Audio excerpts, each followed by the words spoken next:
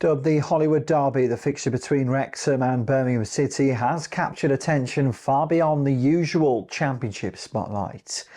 With globally recognised owners Reynolds and Rob McElhenney at Wrexham, Brady and David Beckham at Birmingham City, the spotlight is on two clubs on the rise.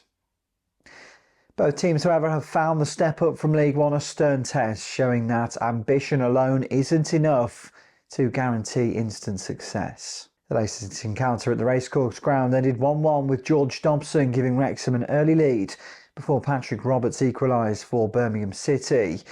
Despite the star-studded headlines, the game highlighted the challenges both clubs face. Wrexham have adjusted to the Championship's intensity, managing 3 1-1 draws in a week as they adapt to a higher standard.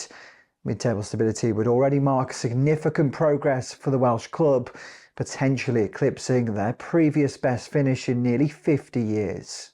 As for Blues, they are navigating a more immediate pressure to succeed with heavy summer investment and ambitions of back-to-back promotions.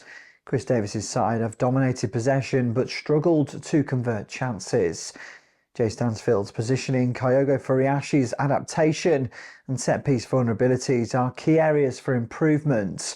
For Birmingham, anything short of a top 6 finish may be viewed as falling short of expectations, given the owners' clear desire to reach the Premier League swiftly. Both clubs have shown encouraging signs. Wrexham controlled much of the first half, while Birmingham looked comfortable on the ball despite challenges in attack. A successful season, therefore, will look different for each side. Wrexham will be celebrating consolidation and the gradual building of Championship credibility, while Blues must translate investment and possession into points to justify lofty ambitions.